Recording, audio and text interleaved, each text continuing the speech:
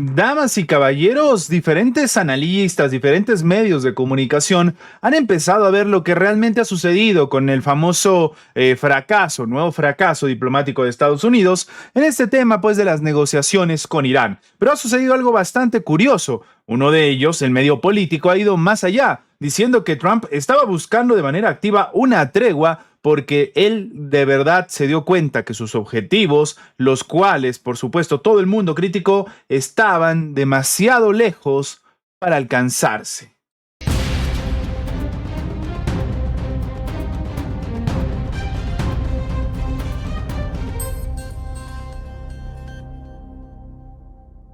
Efectivamente, el presidente estadounidense estaba buscando de manera activa una tregua. Así como lo acaban de escuchar, el medio político comenta que Trump había optado por la tregua con Irán al ver que recibía una visión optimista de la guerra. Se informa que el mandatario llegó a la conclusión de que los objetivos planteados eran muy difíciles de alcanzar. Y qué bueno, se podía vender pues este discurso diciendo que ya cambió el régimen, ¿no? Que ya hay otro ayatolá y todo esto. Y bueno, en este caso lo que comenta el medio político es que Trump se inclinó por un alto al fuego con Irán después de darse cuenta de que los objetivos de la guerra no eran tan fáciles como había previsto y de que posiblemente estaban recibiendo el Departamento de Guerra una imagen demasiado optimista de la situación frente a la realidad sobre el terreno. Oye, Isoka, pero imagen demasiado optimista ¿de quién? ¿Quién más está en la guerra que le podría decir a Trump que todo iba bien? Sí, correcto, el señor Benjamín Netanyahu. Y bueno, lo que llevó a Trump a inclinarse hacia un alto al fuego fue la constatación de que quizás los objetivos de guerra no serían tan fáciles como pensaba, dijo un funcionario de la administración Trump al medio político. De acuerdo con la misma fuente, durante ese periodo, Estados Unidos perdió muchos aviones, mientras que Irán siguió lanzando misiles, factor que, entre otras cuestiones, influyó en la evaluación del presidente. En ese contexto, el informante agregó que el mandatario concluyó que podría estar recibiendo una percepción excesivamente optimista del Pentágono sobre el desarrollo del conflicto. Trump se dio cuenta de que quizás estaba recibiendo una imagen demasiado optimista de esta guerra por parte del Departamento de Guerra que no coincidía con la realidad sobre el terreno. ¿Esto qué significa? Que lo que intentaba vender Hegseth ni siquiera el propio Donald Trump se lo compraba. El mismo reportaje en el que se habla, político también, se dice que, bueno, pues la guerra con Irán se volvió más desordenada y más compleja de lo que Trump esperaba, mientras que el conflicto estuvo acompañado por choques energéticos que afectaron a la economía interna, además de las tensiones con los aliados y una erosión del apoyo político en el ámbito doméstico. Así que según resalta el propio medio, el secretario de guerra, el señor Hegseth, está dirigiendo el espectáculo, aunque suele mostrarse deferente en los debates internos y no se enfrenta al presidente. Por su parte, el jefe del Estado Mayor Conjunto, el general Dan Kane, que se ha mostrado algo escéptico respecto a las intervenciones de Estados Unidos en Oriente Medio, pero que no sería alguien que se interponga en el camino de Donald Trump. Así que Trump calculó muy mal todo y este alto al fuego que al final no sirvió de nada, porque el propio medio político lo está diciendo, que de hecho el vicepresidente J.D. Vance asumió un papel más visible en esas conversaciones, se sumó al equipo de Witkoff y de Kushner, los más fracasados a la hora de hablar de negociaciones de paz, pero no lograron el acuerdo y de hecho se habla de que Washington planteó excesivas exigencias o expectativas muy diferentes a la realidad. Y claro, tiene sentido, por eso tenemos un Trump que todo el día sale a decir ya ganamos, hemos ganado, lo logramos, victoria para Estados Unidos, el más grande del mundo mundial, cuando la diferencia es que hasta ahora no hay resultados. Es más, voy a ir más allá. ¿Se acuerdan que Starmer, a raíz del alto al fuego, viajó, se fue corriendo al iba a decir al Reino Unido, se viajó corriendo a los diferentes países en Oriente Medio, estuvo en Arabia Saudita, estuvo en los Emiratos Árabes Unidos, en Qatar, porque claro, él quería promover un alto al fuego, era lo que dijo Starmer, y que quería participar más de cerca con el presidente estadounidense en el tema del Estrecho de Hormuz. ¿Se acuerdan? Bueno, después de las negociaciones y visto lo visto, ¿qué creen que ha sucedido? El Reino Unido no va a participar en el bloqueo de Estados Unidos del Estrecho de Hormuz. Un vocero del gobierno británico ha señalado que, junto a Francia y otros socios, están trabajando para formar una amplia coalición que proteja la libertad de navegación. Y es que, claro, Estados Unidos está haciendo lo diferente, no está protegiendo nada, también está bloqueando. O sea, hay un doble bloqueo en el estrecho de Hormuz. Y bueno, tras el anuncio de Trump, entonces, lo que ha comentado el Reino Unido y ha recogido en este caso el medio Sky News es que siguen ellos apoyando la libertad de navegación y la apertura del estrecho de Hormuz, algo que se necesita con urgencia para impulsar la economía mundial y reducir el coste de la vida en nuestros países. Esto señaló un portavoz del gobierno británico citado por el medio. Según el vocero, Londres, junto a Francia y otros socios, están trabajando de urgencia para formar una amplia coalición que proteja la libertad de navegación. El estrecho de Hormuz no debe ser sujeto de peajes, terminó expresando, aunque, bueno, esto ya lo habíamos dicho, ¿no? Por si acaso, la idea de los peajes no es solamente de Irán. El gobierno estadounidense dijo que había que formar una coalición internacional y, bueno, liberar el estrecho de Hormuz y administrarlo. ¿Eso qué significa? Cobrar un dinerito, ¿no? Así que, bueno, en reacción al fracaso de las negociaciones con Irán, Trump había anunciado este bloqueo, del cual, curiosamente, ningún país europeo ha dicho nada. Se han mordido la lengua, se han quedado callados, han bajado la mirada, han visto hacia otro lado, pero claro, cuando les preguntan, oye, ¿y ustedes van a ir a ayudar a este bloqueo? Ellos van a decir, no, no, no, nosotros no, nosotros creemos en el derecho de la navegación libre. Así que el escenario sigue pintando muy mal para el presidente estadounidense que, como lo están viendo, ¿no? Incluso se sigue quedando sin sus aliados. Ahora, si hablamos de todo esto, ¿qué tal si hablamos de lo que está sucediendo también con Irán? Irán ha hecho un llamado que cedan ante la razón. La embajada iraní reacciona así a la publicación de Trump sobre el bloqueo de Hormuz. Es que la misión diplomática recordó que un bloqueo bloquea y no abre el estrecho de Hormuz. Claro, si lo que buscaba Estados Unidos era que se reabra el estrecho, si Trump anuncia que se va a bloquear, bueno, pues esto bloquea, ¿no? No es tan difícil entender las palabras, pero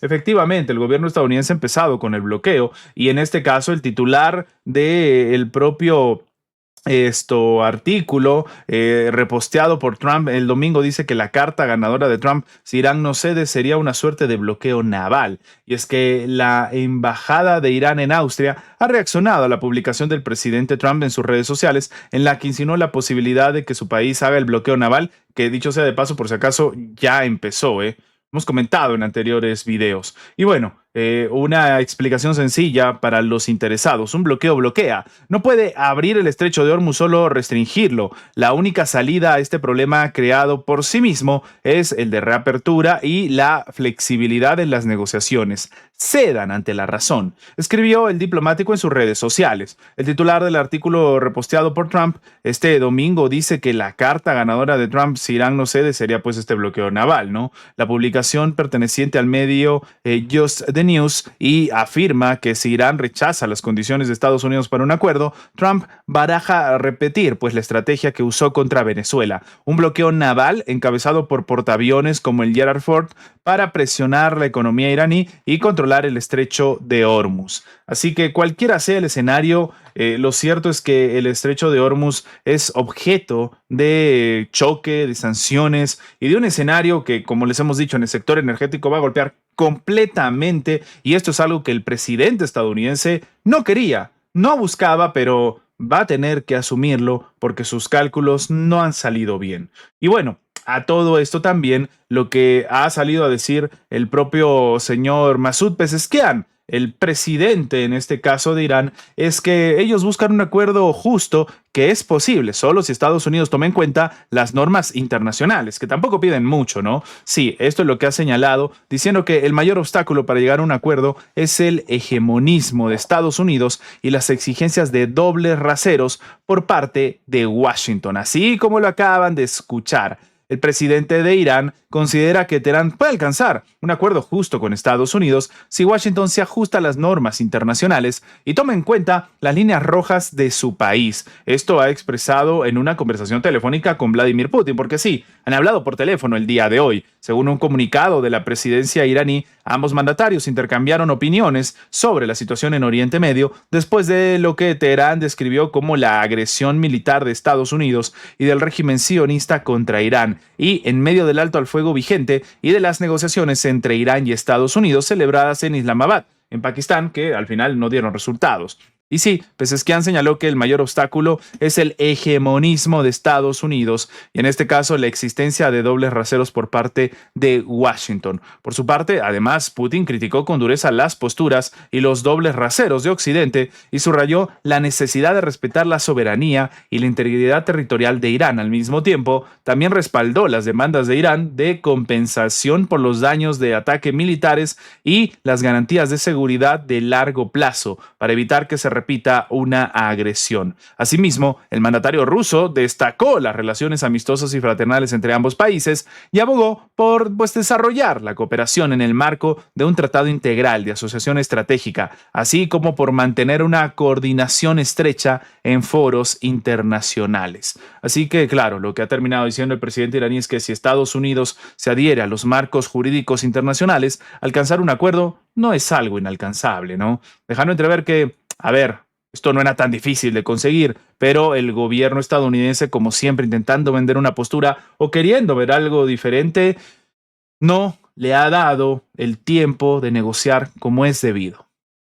Y bueno, ya para finalizar tenemos que hablar de que, bueno, el día de hoy es domingo de elecciones, hay elecciones en Perú, pero estas se siguen llevando a cabo cuando hay unas que ya terminaron y son muy importantes, las de Hungría. Señores, Orbán reconoce su derrota en las legislativas, diciendo que el resultado es claro. El líder húngaro prometió que su partido seguirá sirviendo al país desde la oposición. Ha perdido entonces Víctor Orbán y bueno, a ver, sinceramente, si una de sus cartas ganadoras era que Donald Trump salga a decir que voten por Orbán, complicado, ¿no?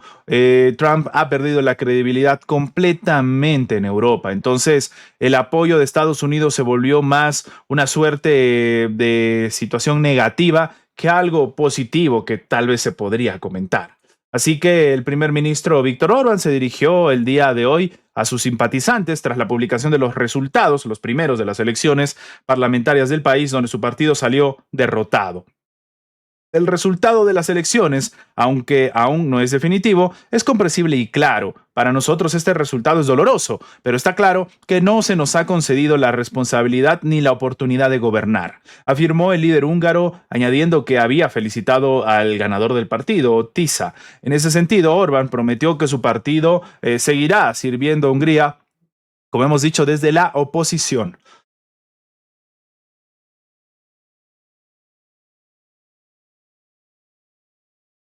Y claro, en este caso, él ha dicho que, bueno, pues la oposición va a seguir sirviendo. Nunca nos rendiremos. Nunca, nunca. Terminó diciendo Orbán. Y bueno, hay posturas diferentes, ¿no? La posición de Orbán y Magyar difieren radicalmente en muchos temas. Por ejemplo, Orbán es partidario de poner fin al conflicto ucraniano y apoya las negociaciones de paz, mientras que el líder de la oposición comparte la postura de que la Unión Europea sobre la necesidad de continuar las acciones militares con el apoyo bélico a Kiev. Orbán lleva en el poder desde el 2010. Su partido y sus socios demócratas cristianos ocupaban hasta ahora 135 de los 195 escaños en la Asamblea Nacional. Así que, señores, esto va a cambiar. Por si acaso, Orbán era criticado porque es muy conservador, ¿no? Ha provocado choques con la Unión Europea, por ejemplo, en la negativa a aceptar solicitantes de asilo no europeos o por la prohibición de la propaganda LGBT. Así que se le asocia con el programa de nacionalismo económico denominado Orbanomics y sus críticas al apoyo financiero y militar de la Unión Europea a Ucrania. Y aquí es donde todo empieza a cambiar. Por supuesto, el partido opositor, como su nombre lo dice, busca o es mucho más de la intención de estar más cerca de Bruselas, más cerca de Europa y, por supuesto, apoyar a Zelensky. A ver, vamos a ser honestos, esto ya se está dando, ¿no? El apoyo a Ucrania es masivo, pero claro, ahora van a tener un problema y es que van a chocar con el presidente estadounidense Donald Trump, que también ha salido a decir que, no es tu guerra, lo dirán, perfecto. Lo de Ucrania tampoco es mi guerra. Así que este es un resultado que para algunos es un revés. Como hemos dicho en su momento, Orbán era un aliado muy cercano del presidente estadounidense Donald Trump, pero claro, los escenarios eran difíciles y diferentes, ¿no? El presidente estadounidense no se había metido en una guerra a estos niveles, se intentaba vender como el pacifista y todo esto, pero hasta ahí. En cambio, ahora estamos hablando de situaciones que han escalado sin sentido y encima ni siquiera se pudo llegar a algún tipo de acuerdo. Algunos creen que las negociaciones fallidas entre Estados Unidos e Irán o el ataque a Oriente Medio por parte de Trump le han pasado factura incluso a Víctor Orbán.